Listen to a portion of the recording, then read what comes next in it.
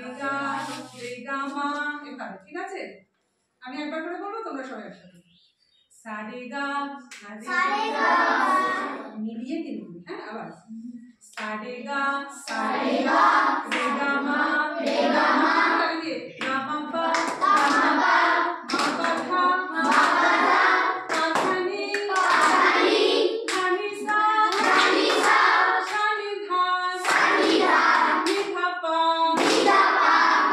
মা মা গা মা গা রে গা রে সা সা রে গা রে গা মা গা মা পা মা পা ধা পা ধা নি ধা নি সা সা নি। স্বর্গ হইতে বিদায়।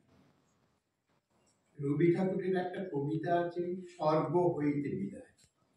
সেই কবিতাটা মুখস্থ করে আবৃত্তি করতে হবে। যেমন আবৃত্তি করা সেরকম করতে হয়। কিরকম হবে?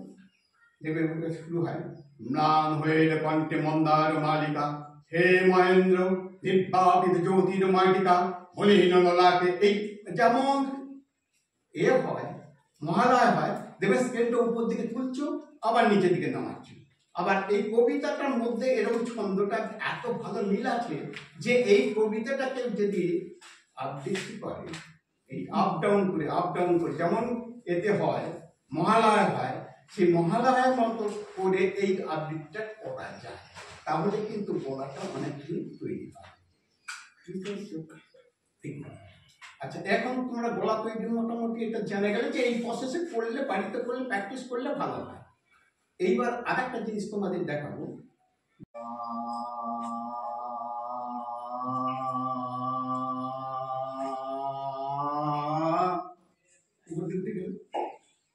আমার মতো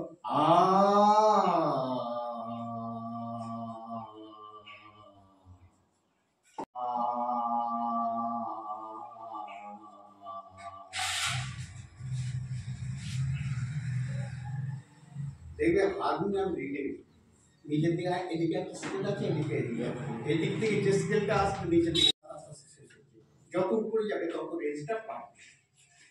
মানে এইটা যদি তোমরা রেগুলার করো, প্র্যাকটিস করো, যে